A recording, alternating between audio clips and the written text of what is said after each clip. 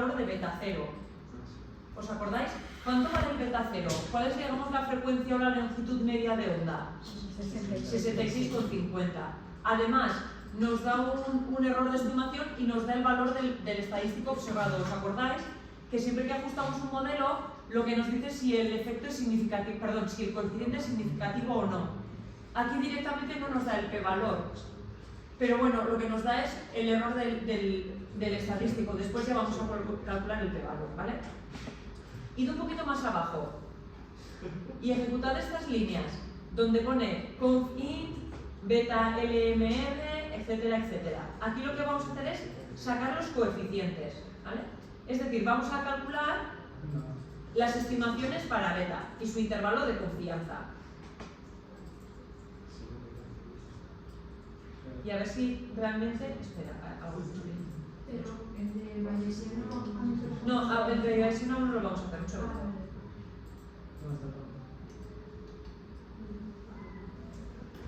Ay, perdón. Es que me debería descargar el código. Vosotros ya, como tendréis el código descargado, lo podéis hacer directo. Jesús. Me voy a descargar el código porque si no...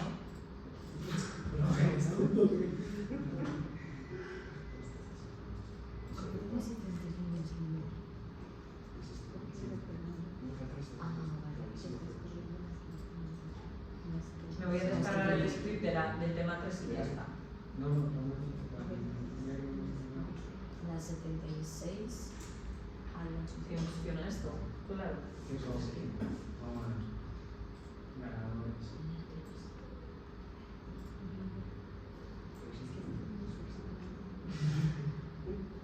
Este ordenador no funciona fatal,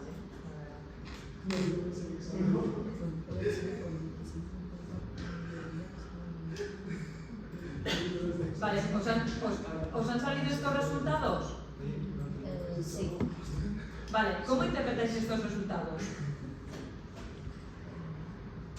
¿Qué estamos haciendo realmente aquí? Calculando el intervalo de confianza. Calculando el intervalo de confianza para el beta 0, para el intercept. Sí, La cuestión sería, ¿podríamos decir que realmente el beta 0 es estadísticamente significativo?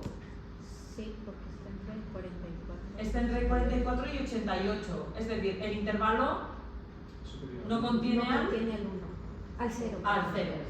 El intervalo no contiene al 0. Entonces, a un 95% de confianza podríamos decir que el beta varía entre 44 y 88, por tanto es significativo. Vale, genial.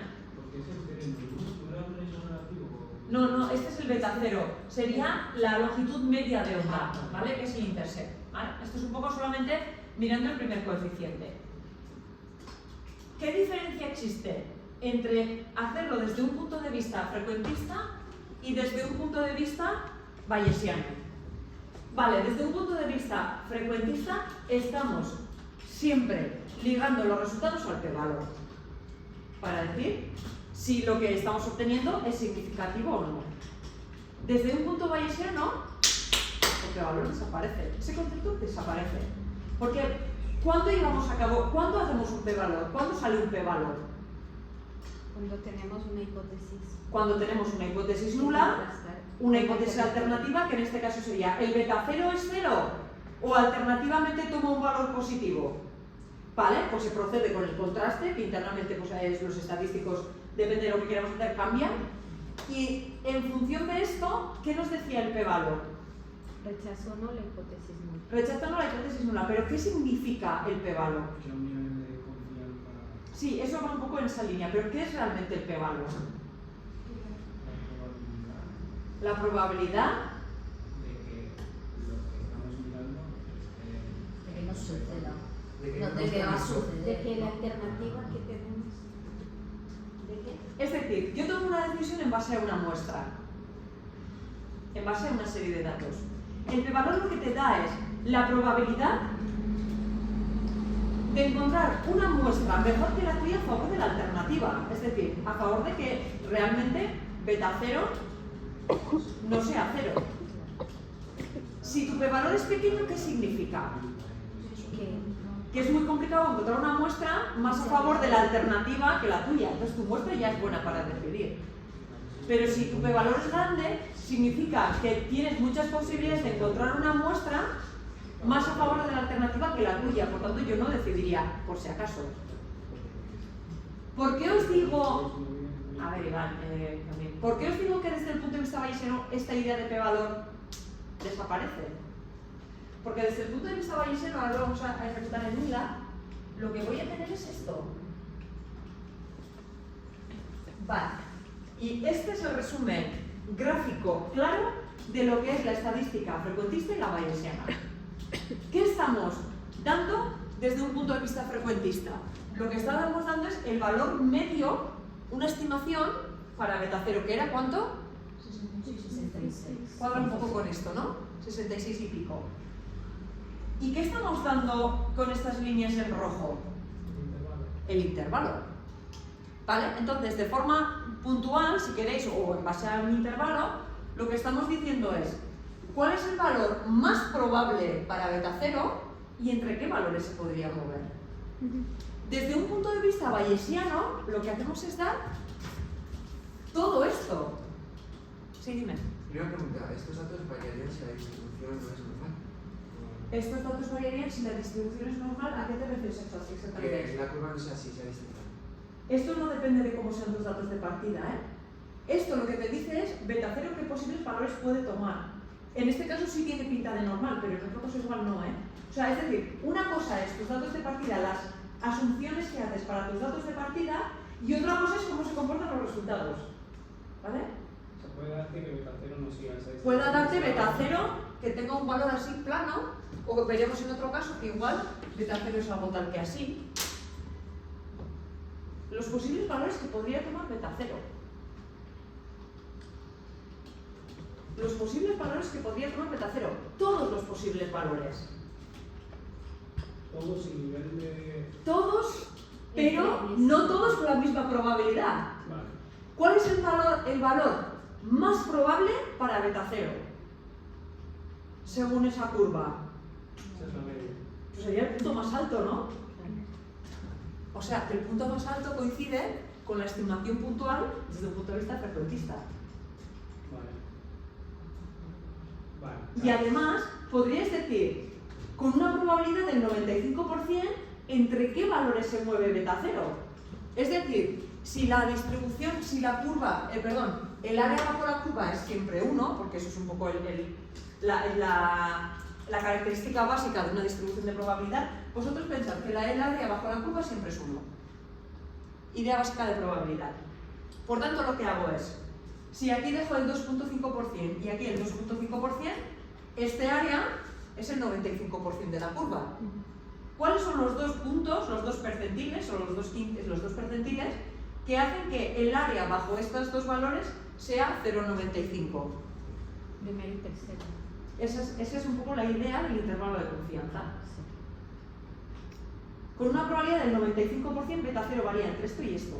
Pero no es un intervalo de confianza, sino simplemente tú tienes todos los valores posibles y tú ahí evalúas lo que te dé la gana.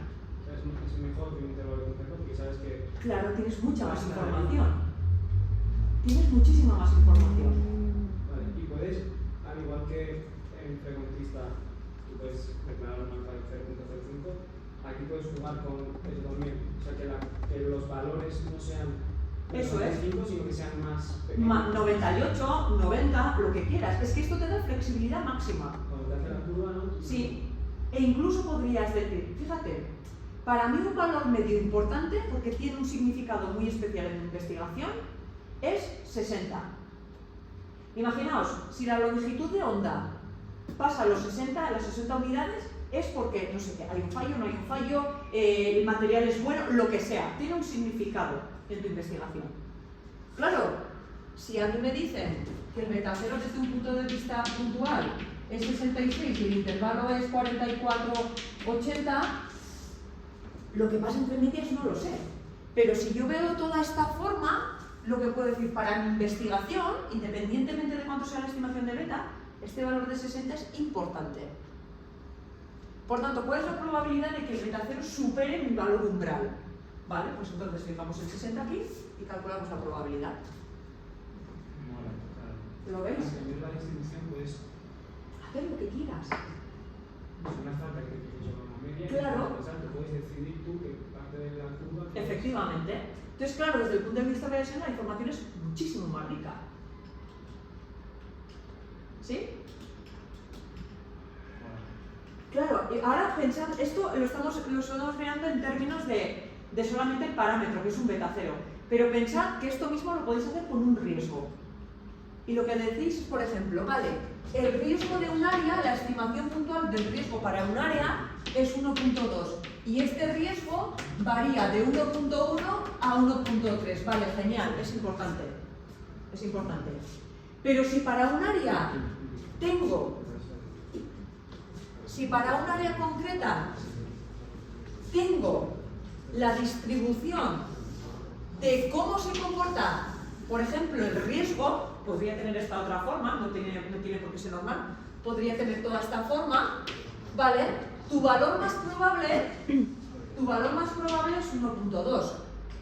Y tu intervalo de confianza, que en este caso, como es una distribución asimétrica, podría ser algo tal que así, ¿vale? Me lo intento, ¿eh?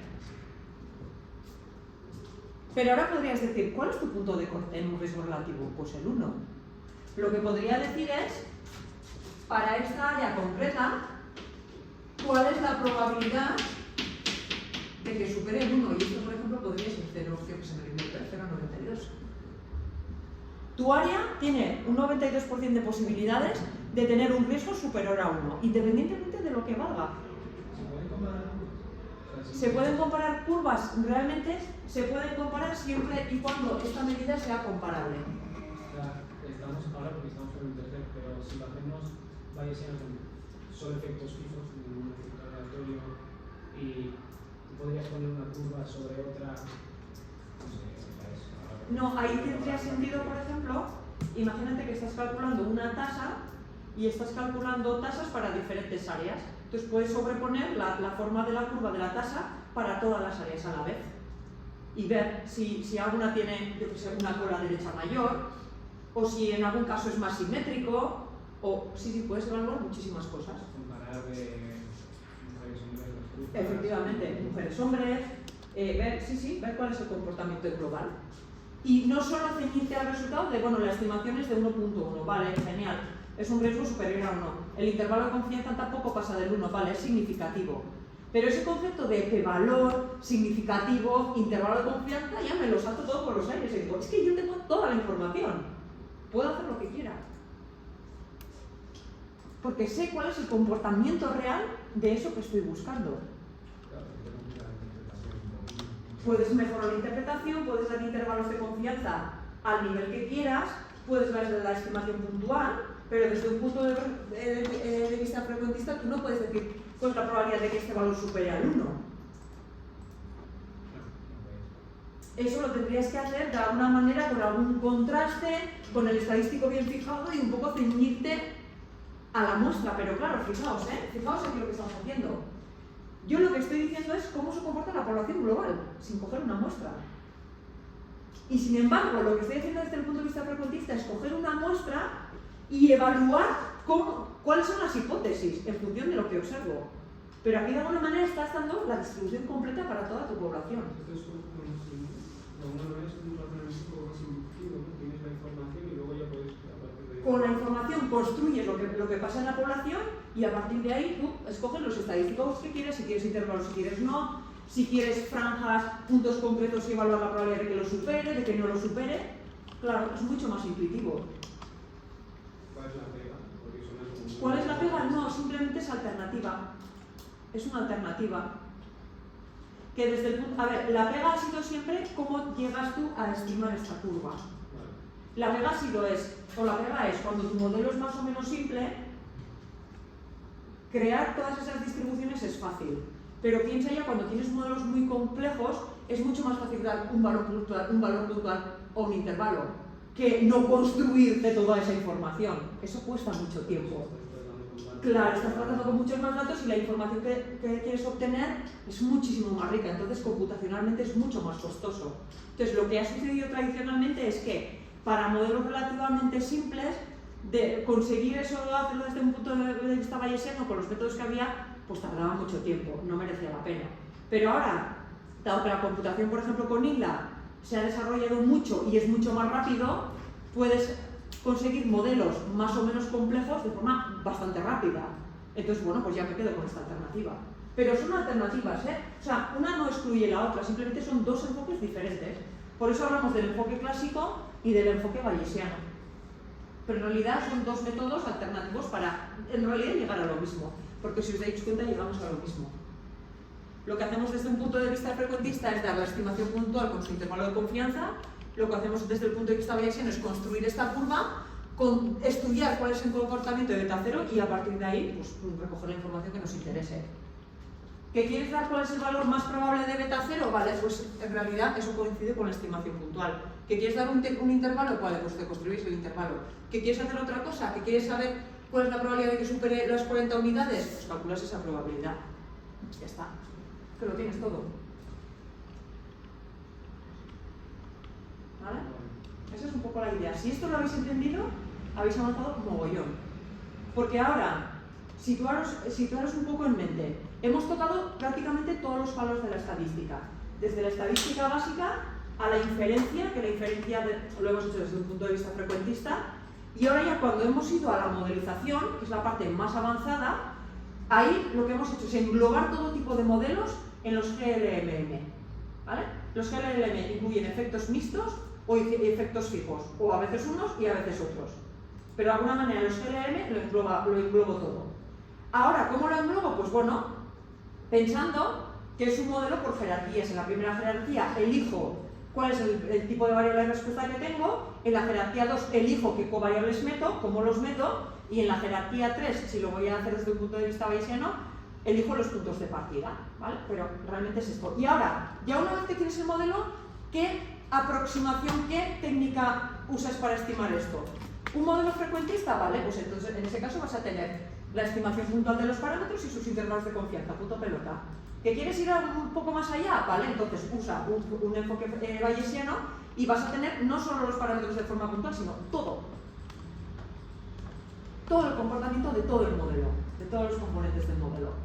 Del resultado, de los betas, de lo que sea. ¿Vale? Pues si lo tenéis eso en mente, ya sabéis mogollón de estadística. Pero os digo mogollón, es mogollón. Porque esto ya es avanzado, como lo dice la señora, esto es avanzado. Y la parte de ILA es súper nueva. O sea, yo de hecho, en las investigaciones que hay cuando usan enfoques bayesianos, aún algunos usan MCMC. Es un poco viejo. Sí, en realidad es como una forma de internamente qué vas a hacer. ¿Quieres la distribución exacta o quieres una aproximada? Normalmente la aproximada, si el modelo es sencillo, coincide con la exacta. Pero si el modelo es más complejo, conseguir la exacta es súper difícil. Entonces, más o menos lo aproximas, pero el resultado sigue siendo bueno. Esa es la historia. Vale. Genial. Entonces, la idea es, si realmente, aunque usemos un método bayesiano, nos queremos ceñir también a sacar las estimaciones puntuales o intervalos, también lo podemos hacer, ¿eh? Y internamente, pues tiene una serie de funciones, que son las que un poco están descritas aquí, para sacar los intervalos y tal, pero es un poco lo que hemos visto en la imagen, sin ningún problema. Vale. Ahora fijaros, aquí también lo que nos da son las sigmas. ¿Esto qué demonios será? La varianza. Las varianzas. Son las varianzas de nuestros datos. Son las varianzas de, en primer lugar, nuestros datos y son las variantes de los efectos aleatorios. Uy, a ver, ¿esto qué es? Esto para mí es una señal súper clara de si realmente necesitan los efectos aleatorios o no. ¿Cómo sé yo realmente? Yo no, ya desde un punto de vista bayesiano ya no voy a hacer contrastes de hipótesis, no voy a calcular p-valores, porque si lo tengo todo, ¿para qué voy a calcular valores muestras? Es que no, es que ya lo tengo todo. Ahora os pregunto, ¿realmente en este ejemplo de los raíles es necesario, es importante, es significativo, entre comillas, introducir esa up sub i? El hecho de categorizar esos datos por raíles hace que el modelo sea mejor. El efecto aleatorio es significativo, entre comillas. ¿Esto cómo lo puedo evaluar?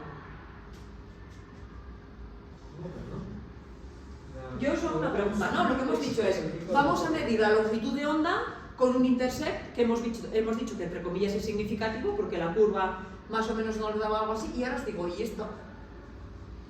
Eso lo que hace es categorizarte tu variable en grupos, pum, pum, pum, pum, raíz 1, raíz 2, raíz 3, raíz 4, 5 y 6.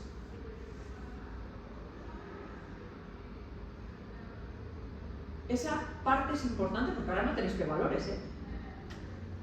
Ahora no tenéis que valores. Podrías tener. Ahí veo y ahí sé para ver cuál es más bajo y ver el modelo que es mejor. Ahora, esa es una posibilidad de decir, bueno, pues está el modelo nulo, sin esa componente, veo el AIC, lo introduzco y veo si realmente el AIC mejora. Vale, esa es una opción, pero si de momento no hemos visto AIC, Comparar dos modelos. podríamos ver esto. Podríamos ver esto. Y es un poco lo que decíamos antes. Que el sigma sea muy grande, ¿qué significa en una distribución normal? La desviación estándar es muy La grande. desviación es súper grande. En el fondo, ¿qué tipo de curva consigues si estiras mucho la normal? Una curva plana. Efectivamente, una curva plana. O sea, si tienes una varianza súper grande, tienes una curva plana. Es decir, podría tomar cualquier valor. Entonces, ¿Y qué pasa si la varianza es cero? Si ese sigma es cero. ¿Qué pasa con la distribución normal si sigma es cero? Es multiforme. Que es un valor puntual prácticamente, ¿no?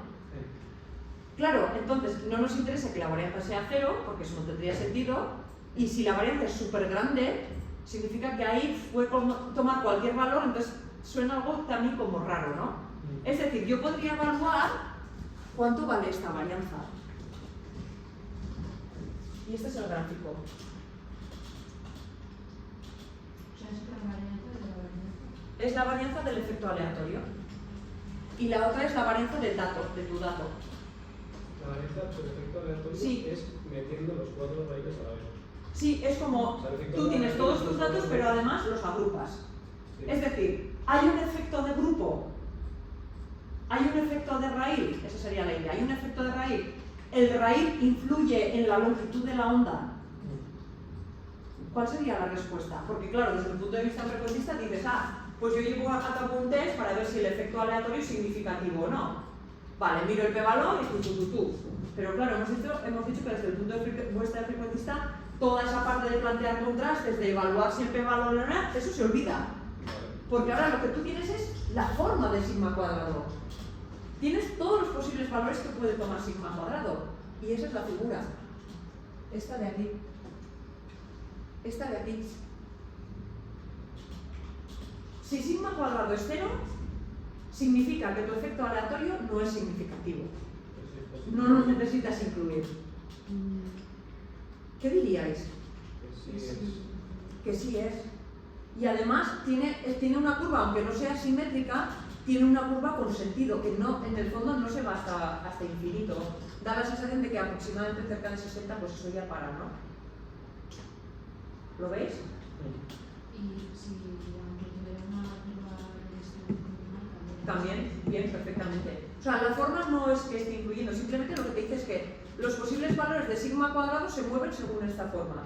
Es mucho más probable que caiga por aquí, pero dependiendo de los valores que pueda tomar o incluso por otra muestra podría llegar hasta aquí, con menos posibilidades. Pero podría. Claro, cuando esta curva sale así, porque el efecto aleatorio son 4 raíces. ¿Son 6? 6. 6. Pero si el efecto aleatorio son muchos más datos, Sí. solamente 6, la curva podría ser mucho más grande. Claro, aquí podría tener sentido decir, imagínate que tienes un efecto aleatorio por dato. Puedes planteártelo. ¿Eso tendría sentido? No mucho más. No mucho. Entonces, seguramente si yo, de forma equivocada, en lugar de meter un efecto aleatorio por grupo, me equivoco y digo, meto un efecto aleatorio por cada individuo, probablemente me dirá, esto no tiene sentido, te va a salir una varianza muy rara, te va a salir aquí una forma súper rara. Y dirás, bueno, pues ahí ya te mosqueas y dices, esta forma tan rara o muy estrecha o demasiado larga, esto me está diciendo que el efecto aleatorio tiene un comportamiento raro perdón, que la varianza tiene un comportamiento raro, el efecto aleatorio seguramente no lo he programado bien o no es necesario.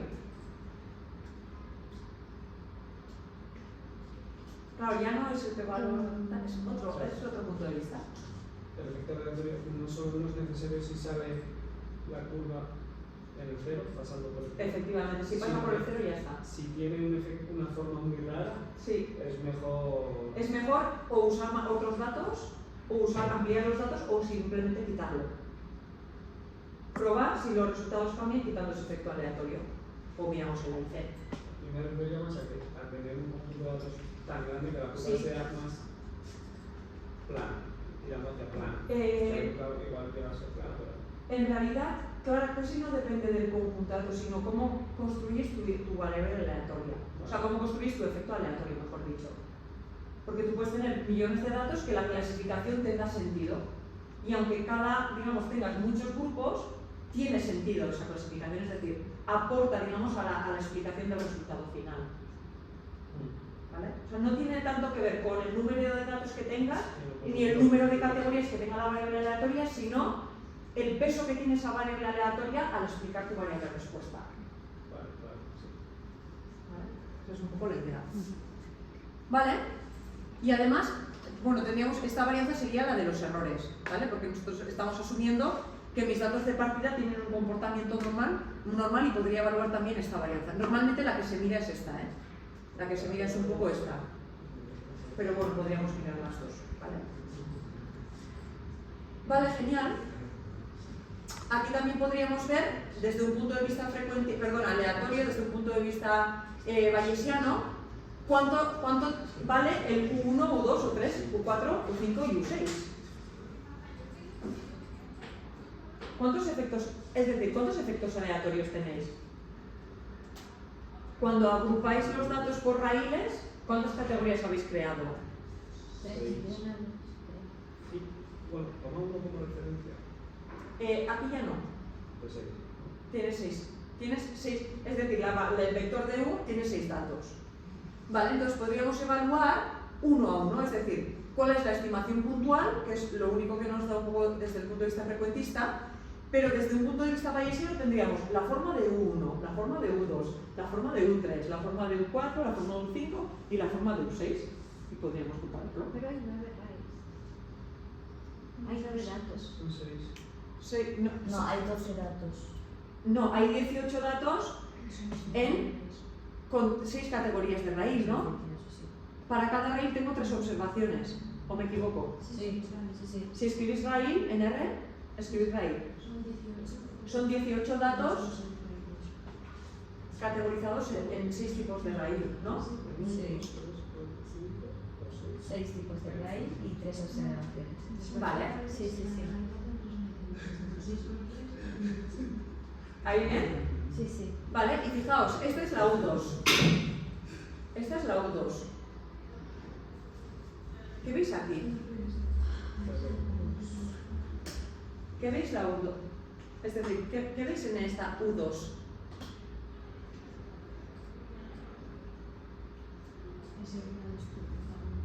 Que tiene una distribución más o menos normal, ¿no? Pero que hay varianza negativa. No, la varianza no es negativa. Otra cosa es que se mueva en datos negativos, pero la varianza es el ancho de curva. O sea, eso estamos viendo ahora la longitud de onda. No, aquí estás viendo el U2. El U2 sería el efecto que tiene por el hecho de que pase del segundo rayo. Vale. ¿Vale? Tiene un aspecto... ¿Diríais que es decir, esto es significativo entre comillas? Sí, porque no incluye el 0. Pero si el cero está aquí. Pero el intervalo es el azul, ¿o no? Es decir, si lo haríamos desde un punto de vista frecuentista, diríamos, el efecto aleatorio para el segundo raíz es de menos 30 y pico. ¿Sí? Y el intervalo de confianza varía entre menos 40 y pico y menos 18, por ejemplo, ¿no? Sí. ¿Qué estamos diciendo? Vale, eso desde el punto de vista frecuentista lo consideraríamos como significativo. Claro, pero aquí está como. Aquí ya no. Está incluido el 0. Está incluido el cero en la distribución. Pero, ¿qué es lo que yo diría? ¿Cuál es la probabilidad de que Q sub 2 sea menor que 0. Muy bajo, porque ya queda solo la cosa. Del 90 y largo. Sí. Entonces, vale, hay cierta posibilidad de que sea 0, pero lo más probable es que no lo sea. Entonces ya no necesito un p-valor. Todo el Pero también lo puedes hacer al revés, la probabilidad de que sea 0. De que sea 0. ¿Cuál es la probabilidad de que sea 0 o que supere al 0? Muy baja. Es muy baja. Vale, pues seguramente no será superior a 0. ¿Lo ves? Y aquí ya no necesito ningún p-valor, porque para tener un p-valor necesito una muestra, evaluar la muestra, hacer contraste de hipótesis, ver que el contraste es adecuado, la robustez del contraste, tener datos. Aquí ya no. Aquí tú tienes toda la distribución y ya tú eliges lo que quieres hacer. ¿Vale? ¿Se entiende? Sí. ¿Sí? Vale, genial. Vale, y aquí podríamos ver, por ejemplo, las estimaciones, ¿vale? Y lo mismo pasa con las estimaciones. Es decir, esto sería la estimación para el I, aquí no lo veo, I1. ¿Cuál es la longitud de onda que se predice, entre comillas, para la primera observación? Lo mismo, desde un punto de vista frecuentista, lo que hacíamos es setar esto. Para la primera observación, la longitud observada es de 55, pero la estimada es de 54.15 y su intervalo varía desde el 49 hasta el 58. Esto es lo que hacíamos siempre. Vale, pues ahora lo que te doy es toda la información. Y ahora podría decir, ¿cuál es la probabilidad de que la longitud de onda para la primera observación supere, por ejemplo, 60? Porque 60 para mí es un valor puntual, crítico, umbral, de lo que sea. ¿Cuál es la probabilidad? Efectivamente, es baja. Es aquí, y ya me olvido del intervalo, me olvido de todo. Ya puedo hacer lo que quiera. ¿Lo ves? Vale, pues esto es un poco... Aquí dice, la probabilidad posteriori. A esto se le llama la probabilidad posteriori. Posterior probabilities, que esto en frecuentistas es como muy... una forma de hablar como muy de ellos, ¿no? Dice, la probabilidad posterior sería la probabilidad que la longitud de onda en la primera observación fuese menor a 55, ¿vale? ¿Dónde está el 55? Pues por aquí, ¿no? Más o menos. Entonces calcularía la probabilidad que sea menor. Vale, pues esto es aproximadamente 0,65. Ya está. Pues la probabilidad de que no supere ese punto crítico, que para mí es 55, es 0,65. Ahora tú evalúalo. Si para ti es mucho, es poco, lo que sea. ¿Sí? Pues la verdad es que sí. Venga, os dejo este segundo ejercicio, a ver si lo conseguís hacer. Uno de los posibles ejercicios que propuso Aritz, creo, para esta parte, sería, de todos esos ejercicios que los habéis planteado desde el punto de vista frecuentista, intentar trasladarlos a INDA y dar respuesta a todas las preguntas desde un punto de vista bayesiano, ¿no? Con su probabilidad, con su... Ese es un posible ejercicio que está bastante bien. Vale, vamos a este otro ejemplo. Y después ya os doy ya un poco pinceladas de lo que vamos a hacer después. ¿Quién me va a contar en qué consistía este ejemplo? The ergonometric experiment with tool types. ¿Qué consistía esto? Yo no sé. Creo que era con qué herramientas hacía mejor. Eso, no sé. Venga, traducirlo vosotros y me lo explicáis bien. Sí, perdón. Venga, traducir este ejercicio y me lo explicáis bien. Yo no tengo ni idea, ¿eh? Me vais a decir vosotros si este modelo tiene sentido, es decir, en qué consiste esta base de datos y qué es lo que pretendríais hacer desde un punto de vista frecuentista con todo esto.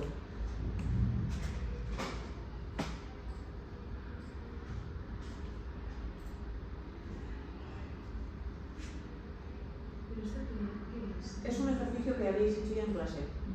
Habéis ajustado un modelo, ya veremos de qué tipo, pero os pregunto en qué consiste el problema o el experimento. Lo tenéis que tener al principio. O si no, pone en el capítulo 1, pone. Y al capítulo 1, os contaba por ahí, me lo traducís y me lo explicáis bien. A ver cuántos datos tengo, qué datos tengo. 9 individuos y 4 tipos de herramientas. Vale, pero el problema en qué consiste. Que hacía mediciones a cada individuo Sí. de las 4 herramientas, cuál le hace mejor, cuál tenía mejor capacidad de Levantarse. eso. Estaba- Era del esfuerzo que es Sí. eso. O sea, parten de una silla. Sí. Vale. Parten de una silla. Yo tengo unos individuos sentados. Sí, ¿Y sí. qué hacemos ahora? Era levantarse. Medir el esfuerzo de levantarse. En una escala En una escala de... De 1 a 10.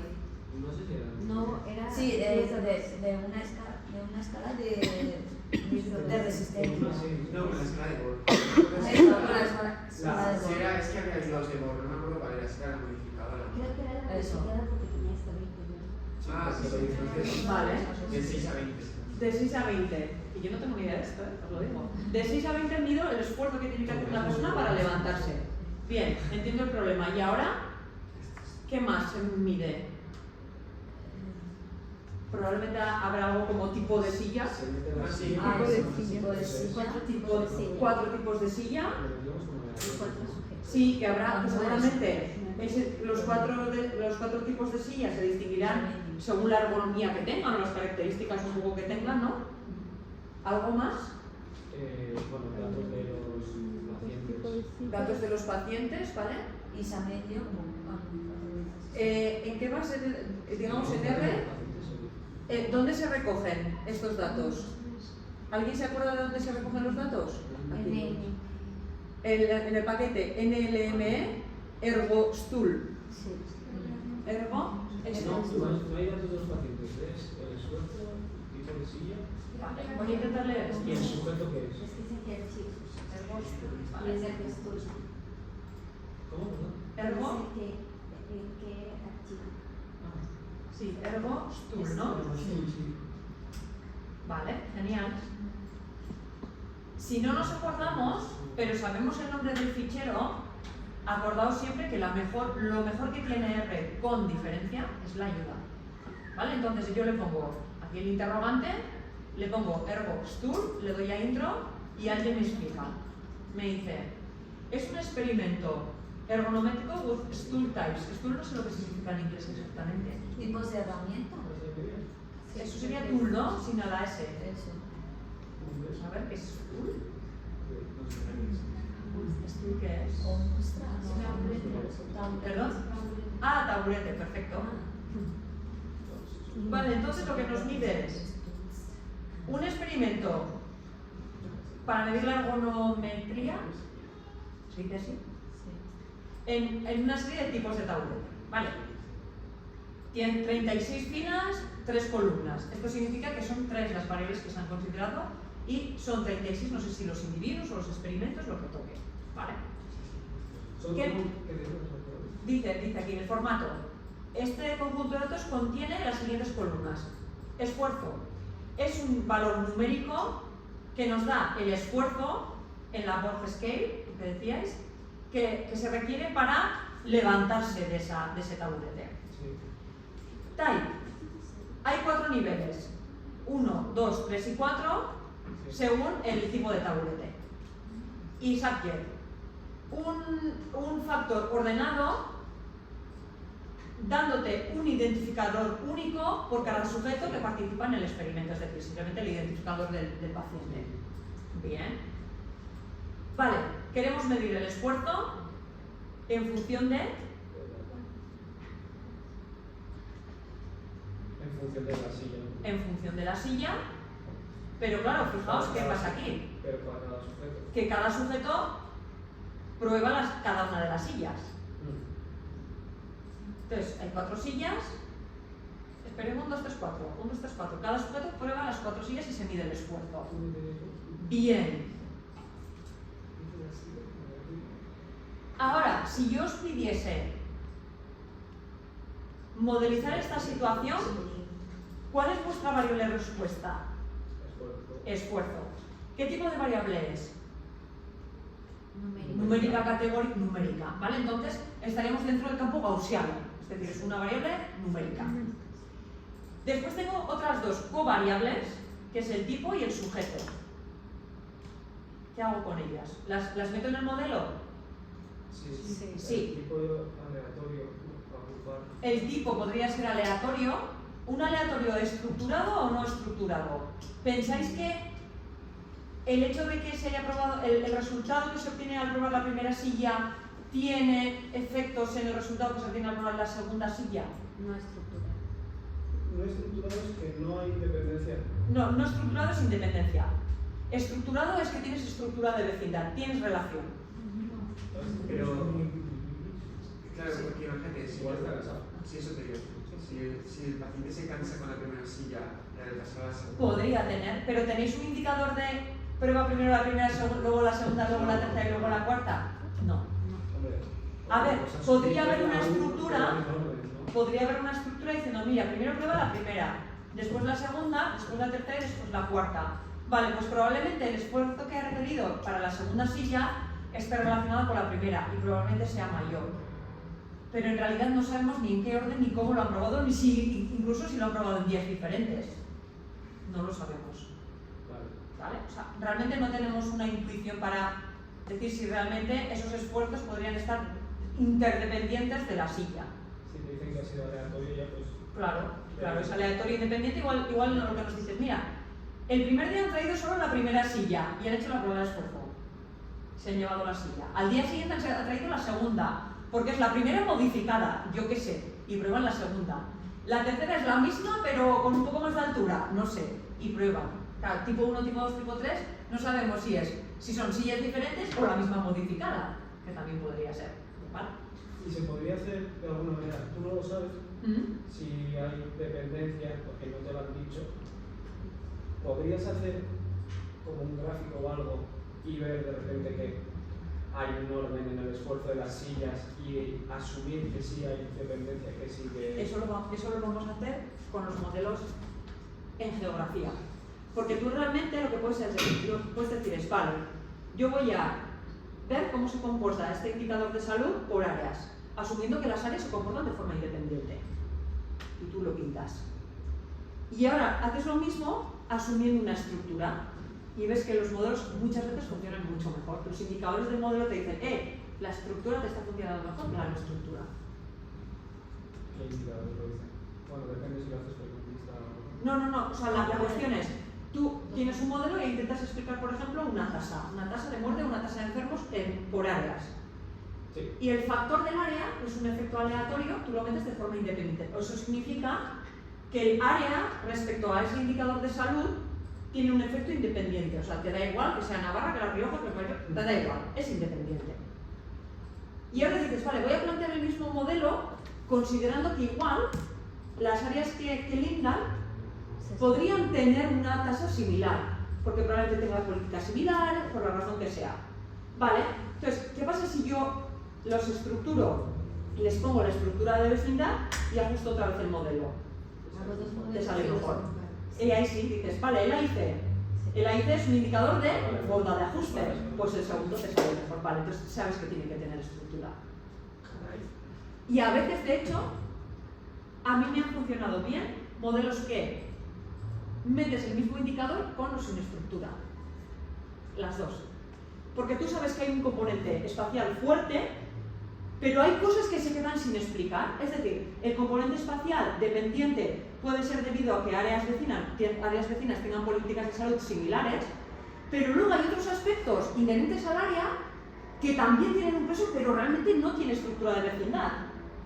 Vale, pues ahí hay modelos que te permiten meter las dos. Y que el modelo elija si le doy más peso a la estructura o a la no estructura o 50-50. Y que se tengan en cuenta las dos a la vez. Las dos a la vez y que el modelo elija el peso que le da a cada. Demasiado seguro. Pues eso lo vamos a hacer. Vamos a considerar estructuras además de distinto tipo. O sea, a la larga ibais a decir, ostras, esto suena súper complicado, pero va a ser súper natural pensar que tú tienes una enfermedad que tú en un área, digamos en una geografía, la vas a analizar a lo largo del tiempo. Ostras, entonces tienes la observación del espacio y tienes la observación a lo largo del tiempo. Entonces, claro, ahí tienes una doble estructura, porque tienes la estructura que te puede dar la geografía y la estructura que te da el hecho de que pase el tiempo. Porque esperas que ese indicador de salud, pues de repente no sea súper variable, sino que poco a poco vaya subiendo o poco a poco vaya bajando. Pero que 2 años contiguos tengan valores similares. Entonces ahí tienes una estructura doble. Y ahora dices, vale, tengo la estructura espacial, la estructura temporal, y puedo combinar las dos, pues sí, puedes poner como una combinación de las dos. Tengo un efecto de espacio y tiempo, es decir, hay años determinados que en áreas determinadas tienen un efecto distinto. Una distribución de Poisson con efecto estructurado en espacio-tiempo e interacción.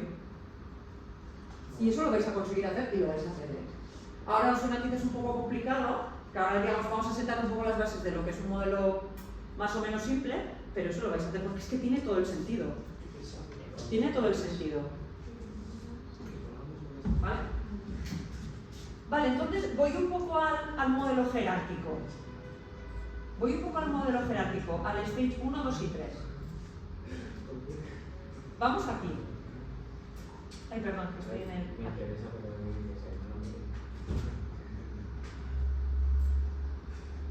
¿Quién se atreve a averiguar? Un segundo, ¿eh?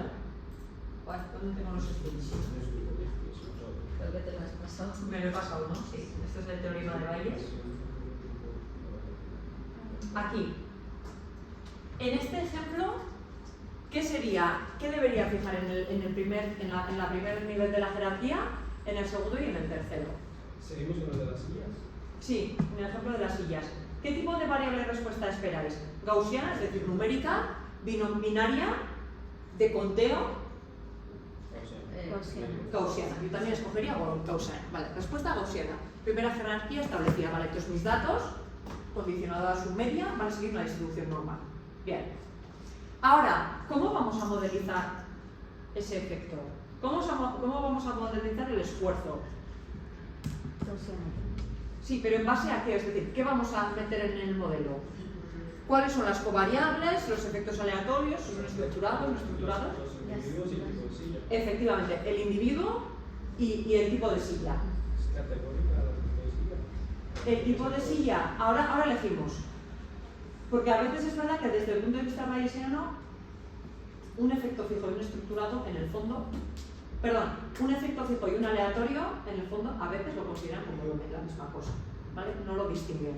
Porque ¿qué diferencia hay entre meter un efecto fijo que es categórico y un efecto no estructurado que es también Pues en realidad, a la hora de computarlo es lo mismo, ¿vale? Pero bueno, nosotros seguimos distinguiendo entre fijos y aleatorios. ¿Cómo meteríais el efecto de silla? Un efecto aleatorio, ¿estructurado o no estructurado? No estructurado, son independientes, ¿vale? Y el efecto del individuo, y aquí hay varias cosas.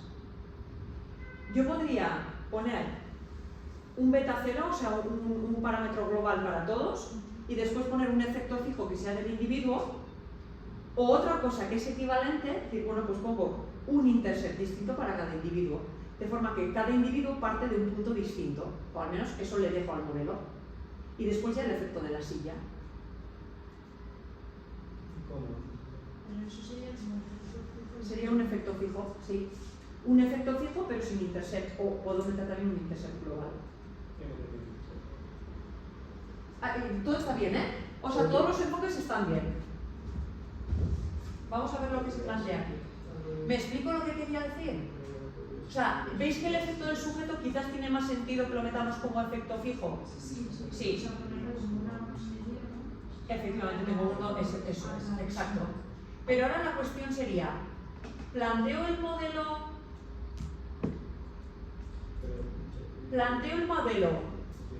con un beta cero y después un efecto fijo para cada individuo más el efecto aleatorio de la silla? O otra alternativa podría ser, pues sin poner el beta cero, pongo un beta distinto para cada individuo, porque lo que espero es que la curva para cada individuo probablemente sea distinta. Vale, entonces en lugar de poner el beta 0 y el diferencial, ya directamente pongo un beta 1, beta 2, beta 3 y beta 4. Es otra posibilidad, pero el beta 0 con el efecto fijo es lo mismo, ¿vale? Sino que ahí en el segundo caso desglosas un poco más, pero también es válido, ¿eh? También es válido. No hay una única forma de modelización. A veces, según cada uno cómo entienda los datos, plantea el modelo de forma distinta. ¿Eso quiere decir que los modelos estén mal? No. Pues simplemente cara a la interpretabilidad, a veces es mejor poner un beta 0 y el diferencial, o poner un beta distinto para cada, porque a veces es más fácil interpretar un beta para cada. Pero el beta 0 global también a veces es interesante porque te da un esfuerzo global. Depende, ¿vale? En este caso, lo que estaríamos diciendo es cuál es el esfuerzo de partida que hace cada individuo.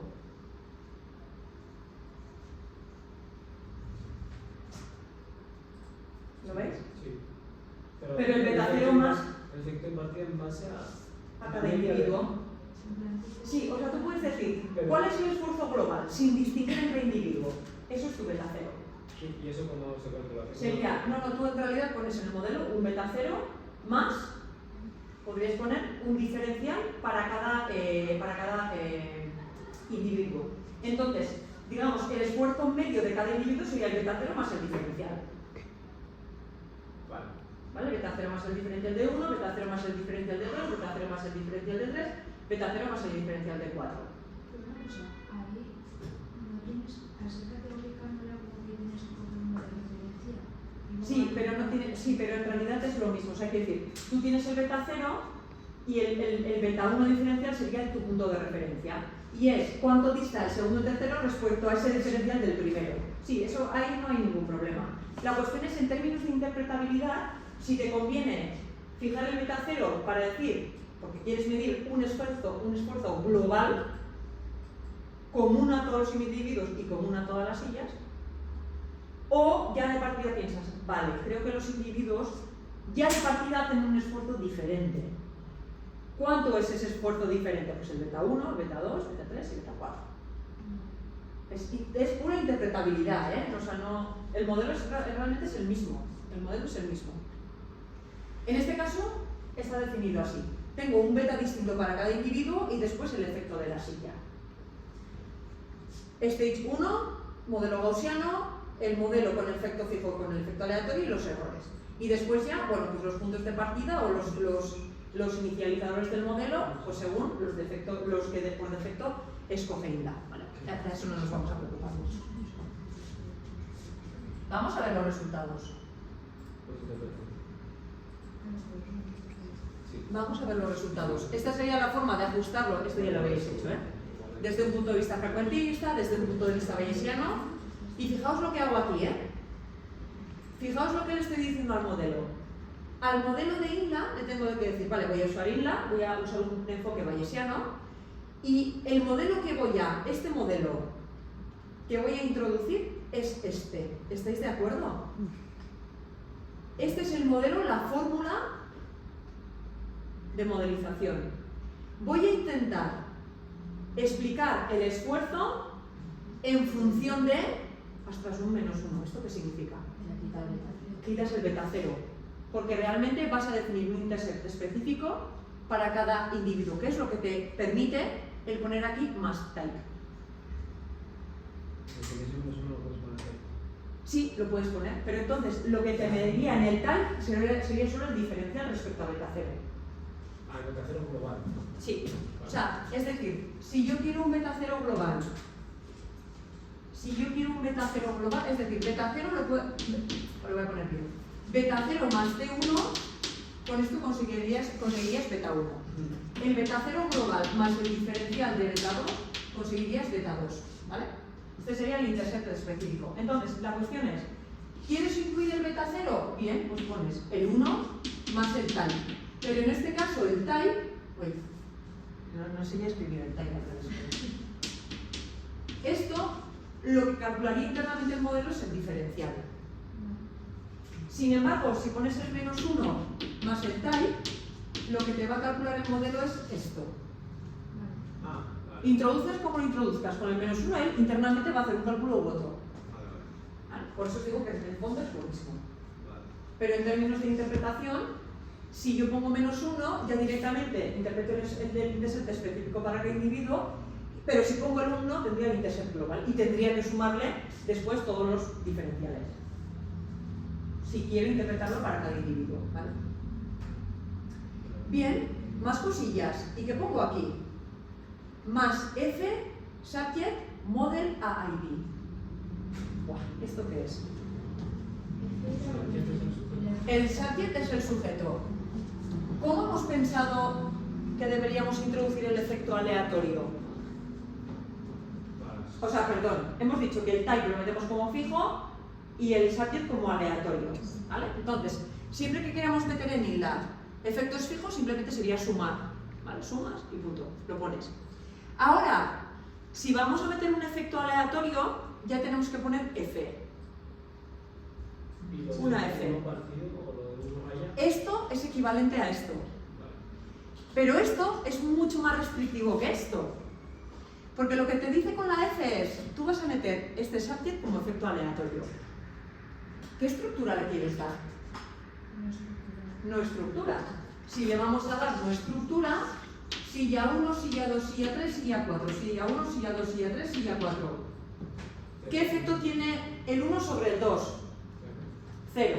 ¿Qué efecto tiene la silla 1 sobre el 3? 0. ¿Qué efecto tiene la silla 1 sobre el 4?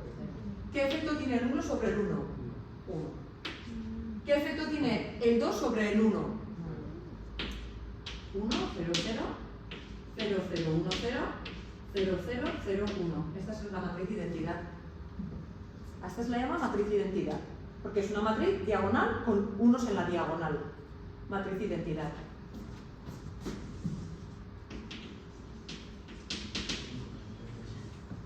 ID. Vale. Claro. Con el model sería cuando, ¿cómo le metes la matriz? O sea, si hay dependencia. Aquí puedes meter lo que quieras. Vale. Sin embargo, aquí no. Bueno, ahí te da, por supuesto. Aquí te da por definición esto. Vale. Aquí te da por definición solamente una posibilidad de establecer una identidad. Si no, la forma de meter efectos aleatorios es mucho más compleja. Pero en N es súper intuitivo, porque dices, yo tengo un efecto aleatorio, ahora, ¿lo quieres dar estructura? No, pues idénticamente distribuido. Diagonal unos en la diagonal. ¿Que quieres poner otra estructura? Vale, pues diséñame la estructura que tú quieras. Y una vez que diseño la estructura, se la enchufas ahí. Vale. ¿Por qué el efecto aleatorio es subject y no type? El efecto aleatorio no es para hacer Agrupar el tipo de silla, hemos dicho, ¿no? Claro. Ah, entonces sí, espera. El efecto aleatorio sería type. Ya, es que eso Ahí lo hemos que pensado, aquí ¿no? puedes- Lo estamos metiendo al revés, ¿no? A ver, ¿qué hemos pensado? Ya, es que lo hemos pensado al revés, es verdad, tienes razón.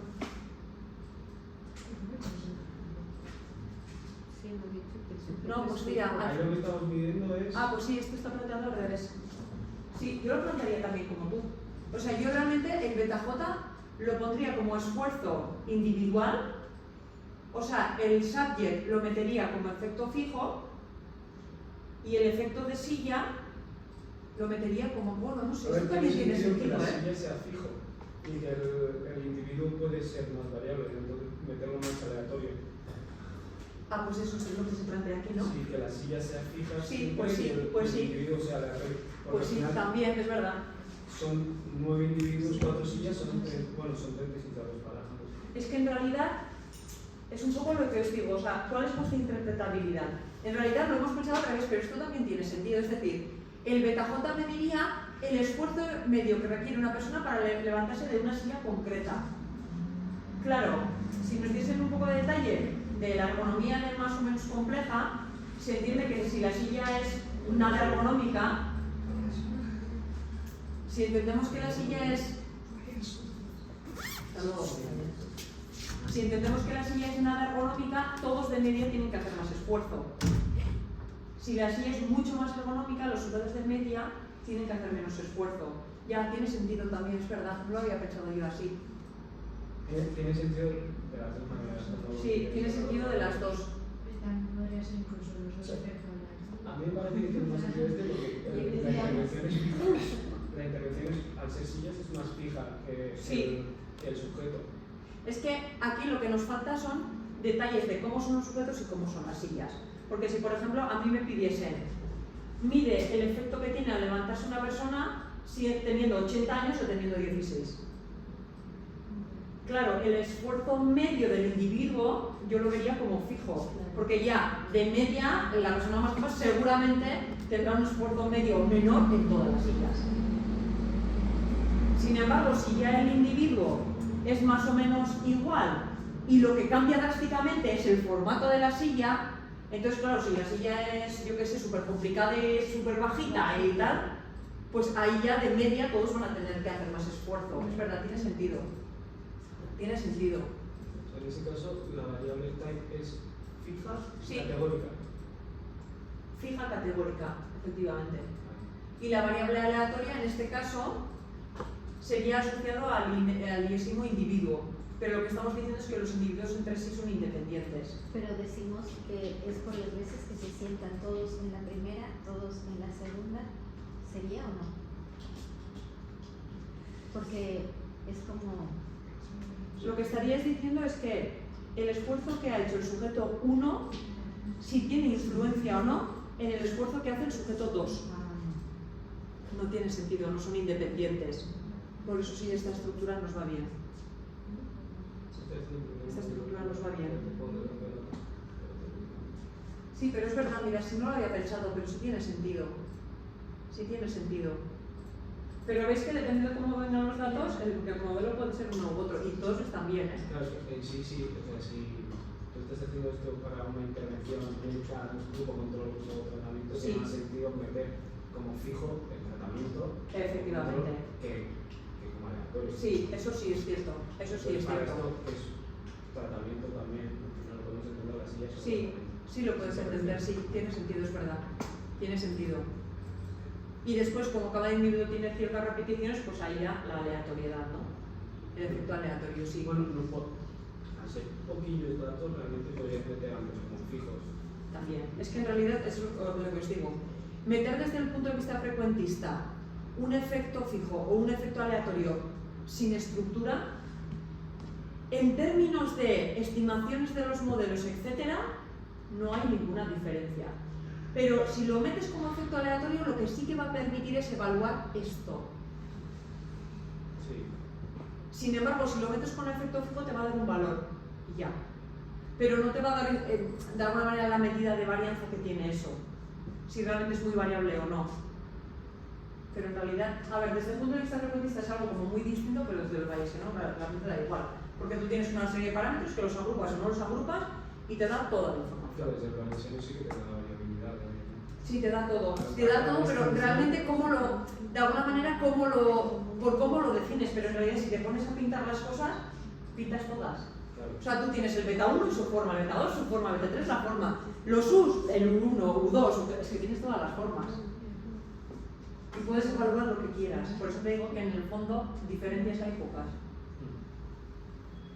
De hecho, nosotros, nuestro grupo de investigación, que clásicamente ha sido frecuentista, llegó un momento que los modelos que íbamos a ejecutar tardaban muchísimo tiempo en ejecutarse. Y dijimos, pues yo creo que tenemos que hacer un cambio de tercio y vamos a intentar ajustar todos estos modelos que para nosotros son necesarios desde un punto de vista bayesiano y a ver si conseguimos hacerlo de forma más rápida, ¿vale? Entonces ahí es cuando más o menos yo acabé la tesis y entonces me fui a hacer una estancia al Imperial College de Londres, ¿no?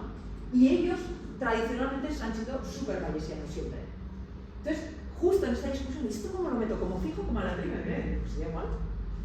Digo, no, pero dímelo porque es que yo necesito. Pero si da igual, siempre me decían lo mismo, pero si da igual. O sea, ¿tú realmente quieres una estructura o no quieres una estructura? Eso es lo que tienes que decidir. Digo, pues en el fondo es verdad. Porque ¿qué diferencia hay que metas el tipo? ¿Como efecto fijo 1, 2, 3, 4? ¿O el efecto aleatorio 1, 2, 3, 4 sin estructura? O sea, vamos a conseguir la misma respuesta, ¿no? Que ahora, viéndolo, estaba pensando, al meter el subgroup como el aleatorio, también te evitas lo de la, si he visto el subgroup y luego la matriz de identidad, lo de la dependencia, que habíamos dicho de que si prueban primero la silla 1, silla 2, Sí. silla 3, hacerlo así, te evitas que los esfuerzos sean diferentes. Bueno, eso es algo que tú silla. tienes que suponer a priori, ¿eh? Es decir, tú tienes que saber si lo consideras independiente o no. Es decir, si tú tienes alguna sospecha, podrías introducir cierta dependencia y ver si te salen mejor los resultados con dependencia o sin dependencia. Pero normalmente, según tus datos, tú ya tienes una noción de si eso va a ser dependiente o no. Y si tienes duda, pues ajustas un modelo con dependencia, otro sin dependencia y miras un poco el resultado. Si el A y C no te distingue 3 puntos, es que el modelo es igual, o sea, te da igual estructura que estructura. Así que una estructura que es más fácil. Lo de 3 puntos ha sido un ejemplo, pues porque realmente... ¿No os acordáis cuando hablamos de la IC? ¿Os acordáis cuando hablamos de la IC en los modelos? Había un modelo de regresión que teníamos un montón de covariables que medíamos la grasa subcutánea, ¿os acordáis? Y eran las mediciones aquí, aquí, aquí, con un montón de sitios. Y teníamos un montón de mediciones e íbamos quitando las que no eran significativas. Y lo hacíamos con el STEP IC. ¿Os acordáis? Entonces el STEP IC te decía, pues un modelo con uno o con menos, con y esos 3 puntos de diferencia hacen que realmente el modelo sea mejor. Aquí la idea va a ser un poco la misma. ¿Vale? Lo que pasa es que vamos a usar medidas bayesianas, que es WAIC y DIC, pero es el análogo a la IC. Vale, si no tiene otro nombre. Vale, genial. Vale, vamos a ver un poco los resultados. Vale. Bien, este es el beta 1. Este es el beta 1, ¿no? Sí. Venga, miramos un poco estos resultados y ya de momento lo dejamos. ¿Qué veis aquí? Beta 1.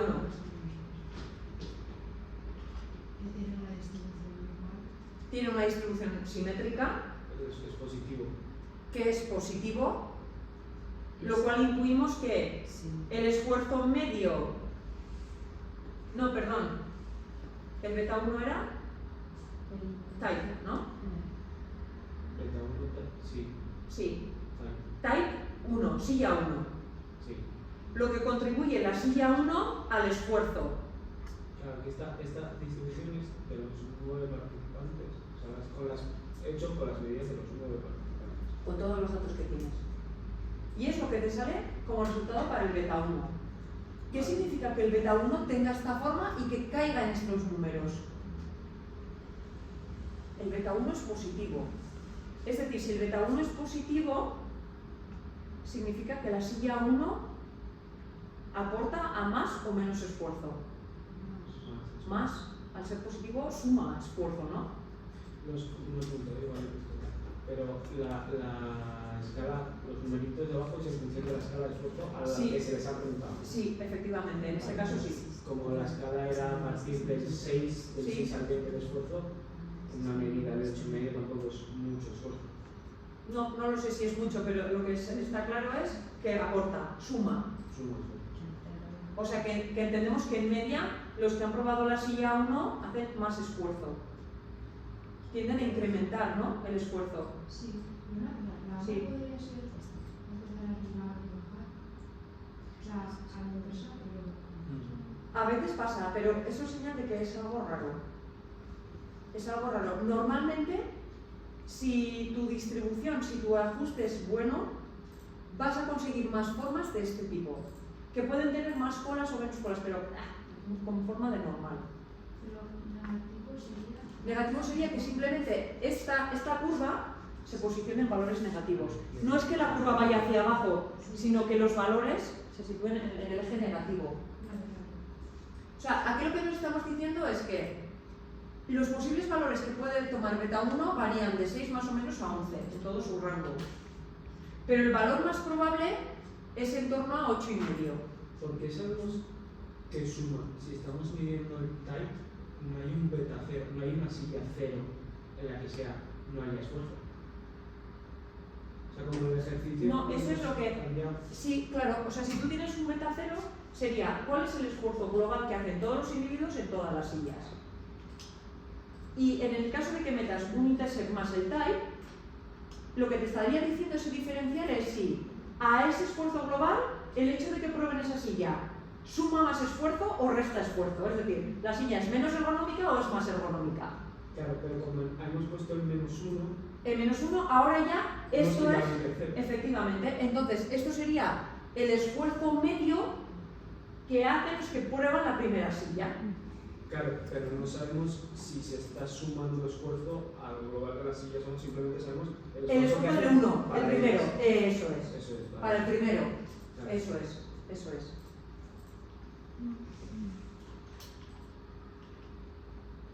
Entonces tendríamos que comparar con el resto, el esfuerzo de las Claro, sillas para saber. efectivamente. Ahora lo suyo sería coger esta curva y pintarla beta 2, beta 3, beta 4, beta 5, ¿vale? Que tenéis un poco aquí el código para hacerlo si lo queréis mirar. Pero eso es un poco la ventaja. Y además lo que podemos ver son los componentes de varianza. Es decir, el hecho de meter los sujetos como efecto aleatorio tiene sentido. Si vemos un poco este hiperparámetro, la lectura es un poco la misma, ¿no? Si el parámetro, si el sigma cuadrado está en torno a 0, ese efecto aleatorio no sirve para nada. Si el sigma cuadrado es positivo, es que sí que hay un efecto sujeto. Es positivo, pero... No pasa nada, ¿eh? La varianza puede ser pequeña, ¿eh? Vale. Puede ser de 0.001 y ser significativo. Si es positiva, le tomamos en cuenta para efectos. Eso es. Si la varianza, si el sigma cuadrado está en torno a 0 o tiene una distribución aquí muy extraña, mosquearos porque eso significa que ese efecto aleatorio seguramente no tenga sentido en vuestra investigación. Sobra. ¿Que sobra como efecto aleatorio? Que sobra como efecto aleatorio. Vale. Que realmente es meter ese efecto aleatorio o no meterlo, no te va a cambiar nada. Vale. Y una pregunta. A lo largo de la clase hemos visto que las varianzas tienen más cola hacia la derecha. Sí. ¿Eso es lo que se espera o es Sí, normalmente suele ser así. Vale. Es decir, esto significa que la mayor concentración, es decir, los valores posibles de la varianza están en torno aquí, pero esto no puede ser simétrica a este lado porque entonces tocaríamos al 0. Y la varianza, la sigma cuadrado, nunca puede ser negativa. Puede ser 0, pero nunca negativa. Por eso siempre tiene cola derecha. Normalmente tiende a una distribución G cuadrado, que la distribución G cuadrado es el cuadrado de la normal. Es decir, si la normal es simétrica, si esos datos los haces al cuadrado, sale una forma tal que así con una cola a la derecha. Y eso es un poco lo que se espera aquí. ¿Vale? ¿Por qué miramos las curvas en vez de los datos? También, ¿no? Lo que podríamos mirarlo, ¿eh? O sea, entiendo yo que estos datos, desde un punto de frecuentista, ya los habéis brillado. Entonces, yo lo que os estoy dando es qué ventaja tiene el hecho de tener la información bayesiana, que puedo mirar la curva entera, sin ceñirme a los datos, ¿vale? Sí, esto sí que lo podemos hacer. O sea, por más preguntas, ya Sí, lánzalas, sí. Viendo los datos, pone subject y bueno, tenemos dos curvas. Una Sí. es sigma U, que es la del sujeto. Espera, me he perdido. ¿Aquí? Estoy pasando entre ambas diapositivas. Sigma U, la de las curvas, perdón. ¿Aquí? Sí, sigma U Sí, y sigma. sí. Sigma U es de la variabilidad del sujeto. La variabilidad del efecto aleatorio, eso es del sujeto. Vale. Y sigma es del error, de lo que no consigues explicar. ¿Vale? Vale. Y esto es súper interesante. ¿Por qué? Vamos a un modelo. Lo que se espera es que tú consigas explicar tu esfuerzo en base a tu silla y el sujeto. Y todo lo que no consigas explicar con esas dos variables, es decir, el error, lo que sobra, esto tiene que ser aleatorio, sin forma. Porque si el error tiene forma, significa que tienes alguna variable que no has tenido en cuenta que está explicando tu variable de respuesta. No, estoy hablando del error global, ¿vale? Sí. ¿Vale? Entonces, lo que se espera es que este error tenga una distribución normal con varianza, pues con una varianza que tenga sentido, Positivo. positiva. Entonces, ¿realmente esta varianza es positiva?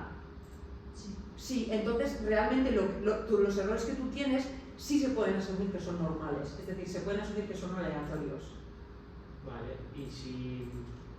¿Qué casos de error tendríamos que preocuparnos de la distribución del error? De decir... ¿Qué casos de error? Eso, casi más que mirar esta varianza, por eso no os digo que te mirar esta varianza, pero bueno, a un ojo se puede echar, es casi mirar a los errores. Y es, imaginaos, a ver si pongo, por ejemplo, algo tal vez. Imaginaos que no tenemos en cuenta el efecto de la silla. Si me sale, miro los errores, tengo silla 1, silla 2, silla 3, silla 4, ¿vale? Y el efecto de la silla no lo estoy introduciendo. Entonces, lo que me saldría es algo tal que así.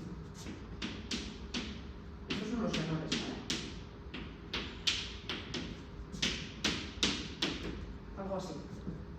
Si te centras en la silla 1, las diferencias son pequeñas. Si vas a la diferencia 2, las diferencias de esposos son un poco más grandes. Es decir, hay una tendencia según la silla. Sí, claro. hay una tendencia según la silla. Sí. El comportamiento mirando a la silla no es igual.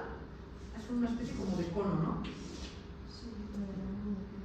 Sin embargo, Lo que decía el segundo día del mundo, sí, la forma de embudo. Es decir, yo lo que espero es que lo que no consiga, es decir, lo que no consiga explicar, eso sea algo aleatorio, que aparezcan puntos por ahí sin ningún patrón.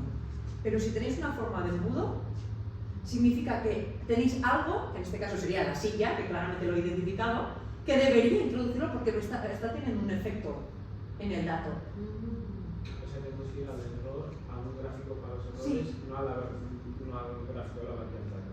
Efectivamente, por ejemplo, eso suele suceder en un modelo ANOVA, y esto un poco ya lo explicamos.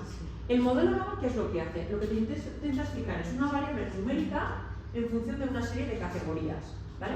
Y teníamos dos variantes, el ANOVA y el pluscalvalis, paramétrico o no paramétrico. ¿Cuál es una de las condiciones? No, igual ese no es el mejor ejemplo, espera, tengo que pensar uno.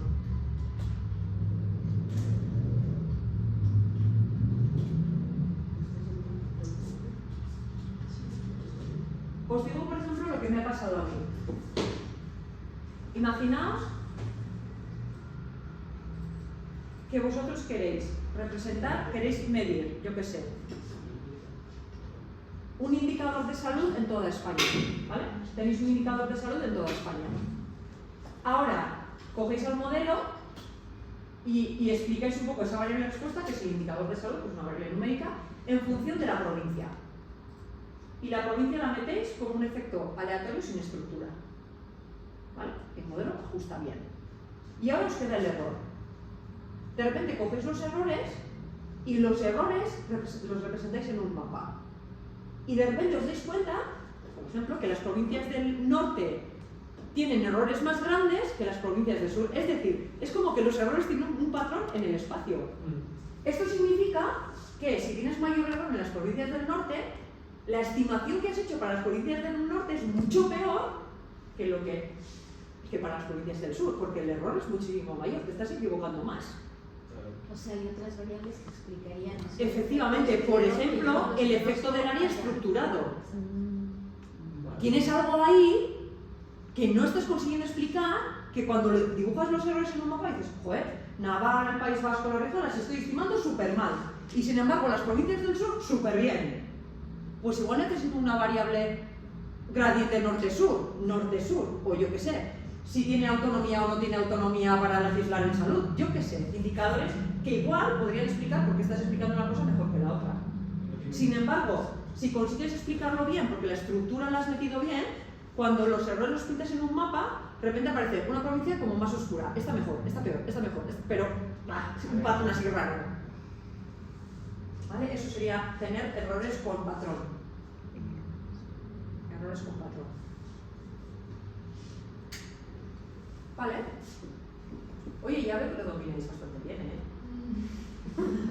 A ver, otra cosa es que yo siempre os digo lo mismo. Si vais a necesitar modelizar, construir, hoy en día, con el chat GPT, con la inteligencia artificial, eso lo vais a poder hacer fácil. Lo que no os va a permitir la inteligencia es discutir esto. Y eso es realmente lo que estáis haciendo. ¿Por qué